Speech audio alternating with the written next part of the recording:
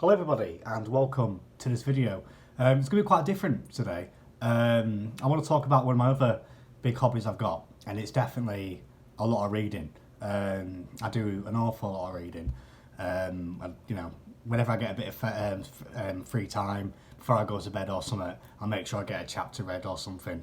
And one of my New Year's resolutions this year, as if people still actually do that, but I did have one, and it was to get 25 books read this year. A nice politically neutral room as well, we all love a bit of centrism around here, just to comment on that. But yeah, one of my goals was to get 25 books read, and so far I'm 7 books into it. But I thought for every 5 books I read, I'll do a bit of an update. If you hate this idea, let me know. I'll never do it again.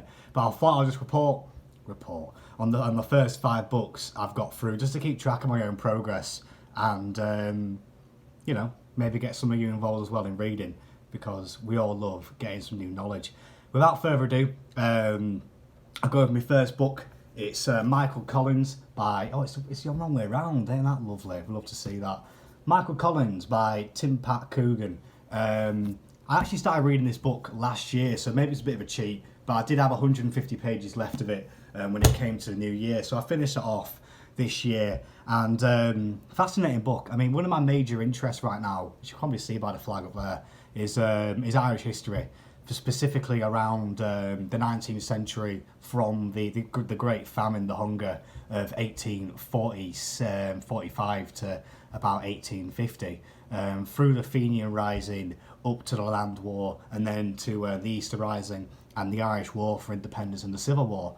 And obviously Michael Collins was a major figure in that conflict. He very much led the Irish government, the Irish Republican Brotherhood, and he was also the Minister for Finance, so he helped fund the activities of the IRA, the old IRA at the time, to lead the war against the Brits.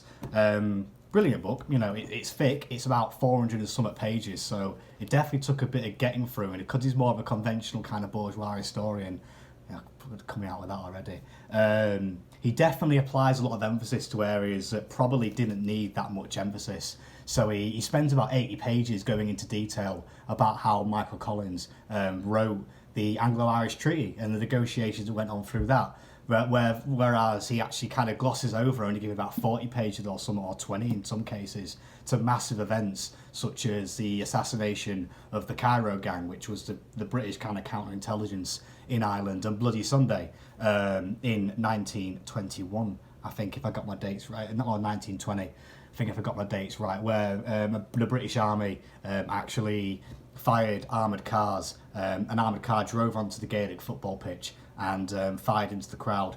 So I think his focus is quite wrong in some areas. He definitely chooses to look at more areas than he should, and as someone who's quite pro-Collins, Tim Pat Coogan that is, you can definitely tell a lot of political bias in there, which some people might not agree with. But overall, it's well worth reading. It's quite a good introduction if you want a general overview of the period of revolutionary Ireland, and it's only 11 quid, so it's not, you can get it in Waterstone, so it's not too bad. But I would recommend that. Decent book, and also it's got a pretty fit side. Most covers don't have a nice size anymore, which is quite sad. The next book is Rebel City, Larkin, Connolly and the Dublin Labour Movement. So again, this is more Irish history. You'll see a theme here. It's kind of, I've looked at Russia, I've looked at Germany, now we're looking at Ireland. This is fascinating. This is, I can nearly not fault this book, actually. It provides a brilliant overview of the struggles that occurred before the Easter Rising, that being the Great Dublin Lockout, when the bosses of Dublin were threatened by the rise of militant Larkinism, they called it, which is quite strong trade unionism along the lines of the industrial workers of the world in America. So all the Dublin was a shithole back then in 1913. It were the people there were impoverished. It had the worst slums throughout Europe, and there was a huge casualisation of work, which meant that it was very hard for workers to actually get their rights and protected. So Larkin and Connolly came along, and they very much unionised the unskilled workers of Dublin and increased their conditions. And this book accounts the politics of that, about the international solidarity that came from the British working class as well, not just in Ireland, getting over those kind of sectarian divisions, as well as bringing in the Protestant working class in the north of Ireland, which is obviously very much opposed to Irish nationalism. So that's fascinating to read about, and obviously in the context of the later Irish struggle and all the shit that went on there, it's quite inspiring. And obviously it talks about the socialist politics of it as well.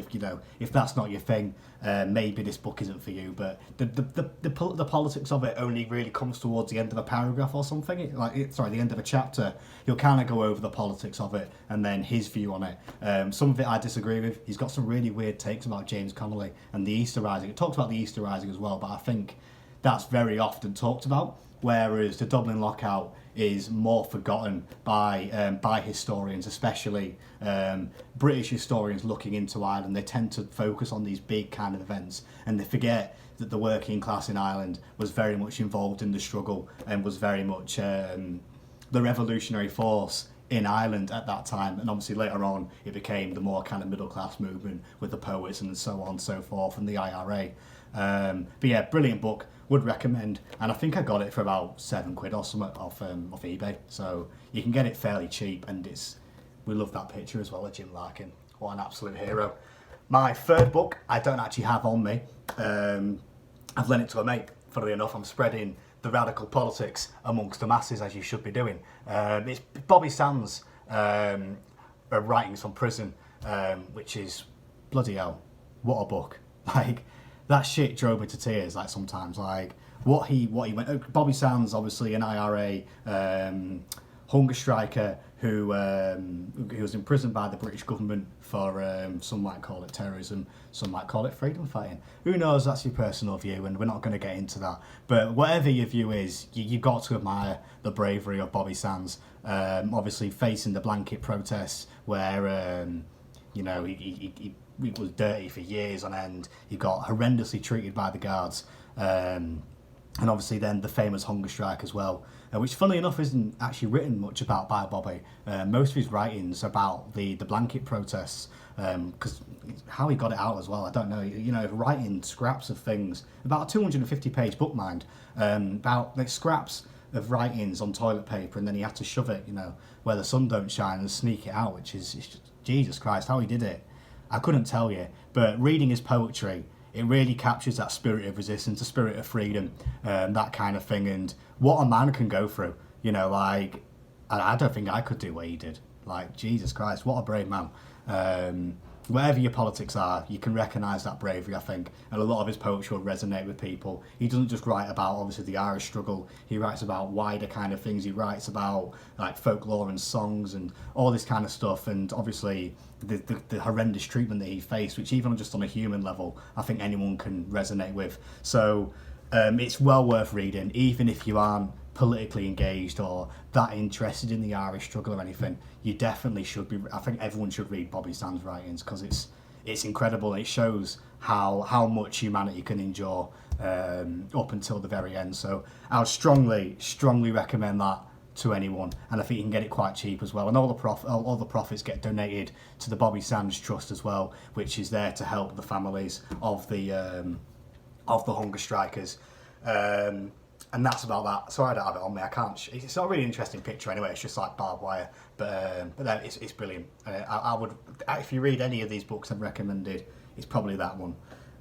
My fourth book, I do actually have it on me, and it's not about Ireland, funnily enough. Wow, what a weird coincidence. It's The World Turned Upside Down by Christopher Hill, Radical Ideas During the English Revolution, that being the Civil War. I don't usually look at early modern history, to be honest. I did it at university for a little bit. I did it a lot, obviously, during A-levels, and a lot during GCSE as well, the Tudors, that kind of thing, and a little bit about the English Civil War. But this is a brilliant account. I had to read this for an essay that I was writing about Marxist history and stuff, and how Marxist does it have to be, and that's another debate. But it talks about that it wasn't just a conflict between the parliamentarians, the New Model Army, Cromwell, and the King, King Charles. There were all these different kind of groups that are going on, like the Levellers, the Diggers, have to be careful how you say that. And also, like, the Quakers, the rise of radical religion, alternatives to the Protestant and the Catholic model, and the flourishing of ideas which would later evolve into the French Revolution. A lot of the ideas that these people had would go on to inspire the French revolutionaries, and also Marx himself as well. There's some examples here of like early modern communism, which is weird to think about, like really weird.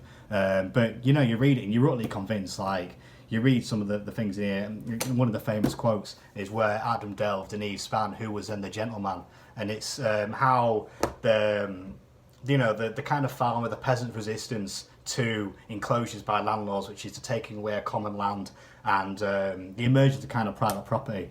And if you are looking at if you are interested in the early modern period, and you want a kind of different take on it, like a different kind of perspective, rather than just a kind of top-down history, if you want to look at what the people were thinking and what the majority of the radical masses were thinking and what was going on in their minds at the time, this is definitely the book to read.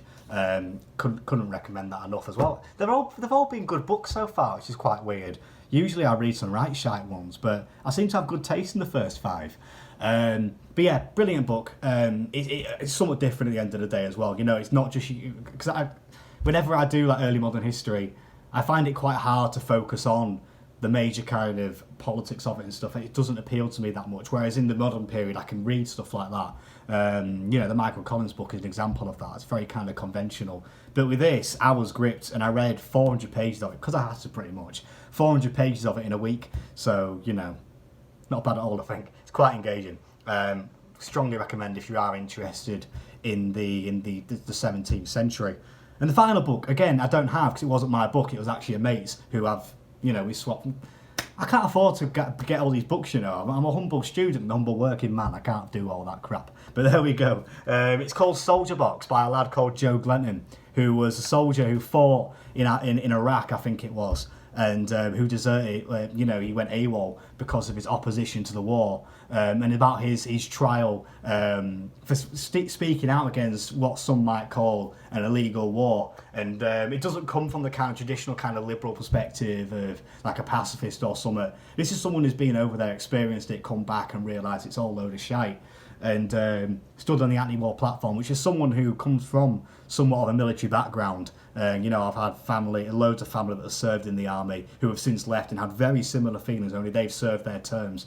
They didn't desert and then go into military prison. I was actually going to join the army myself at one point, until I changed my mind, I guess, and boom, but now, I'm reading that kind of account rather than the kind of someone who's never been engaged in a military life. I mean, I haven't personally as well, obviously, but secondhand, you know what I mean? It's good to hear it from that perspective. It makes it more engaging, more easy to relate to as well. Like, this isn't someone who's speaking from the outside. This is someone who's been in it, done that, and got the t-shirt, I suppose, as well. But yeah, brilliant book. And obviously it's relevant as well. Everything else here, these 3 and the other 4, they may as well be ancient history. They're ages ago. Except Bobby Sands, less so. But yeah, this is current. This is going on with obviously the threats of war in Iran. Not to get too political, I need to stop that. You're probably all unsubscribed. You probably have already. But there we go. Brilliant book, engaging, easy to get through. About 200 and something pages, and I got through it in about, I think it was a week. It might have been probably less than a week actually, because it's a page turner. Genuinely, it's properly good. And I would strongly recommend that to everyone as well. Everyone, because it applies to today. And I think that's what's relevant about reading. It's got to relate to what's going on, especially when you're reading non-fiction, that is. I think it should relate to the modern circumstances and what you can learn from the lessons of history and the lessons of what's going on today, and apply them to create a better kind of society in the future. Cringe. But that's the end of the first 5 books I've read. As I say, I've read 2 more since then, so I'm on 7 now, and I'm halfway through an 8th. So if you do want a second part, who knows? Maybe you do, maybe some of you don't. There probably will be one in probably a few weeks' time. We'll give it about 3 or 4 weeks to get through another 2 books, and we'll see where we're at. But if you've enjoyed this, let me know, please. I've quite enjoyed talking about what's going on and stuff, and what I've been up to outside of the modelling, which of course is not, we're not seeing a lot of progress on that front, sadly. Although I have started doing a bit more layering on these guys here. If you look at him there, you know, I've done some things. You know, he's great. He's a grey suit. You know, he's not. It looks like I've done fuck all. It's a grey suit. I swear down. That's done. I just need to do everything else on him now. But now, that's it. Catch you in the next one. Bye, guys.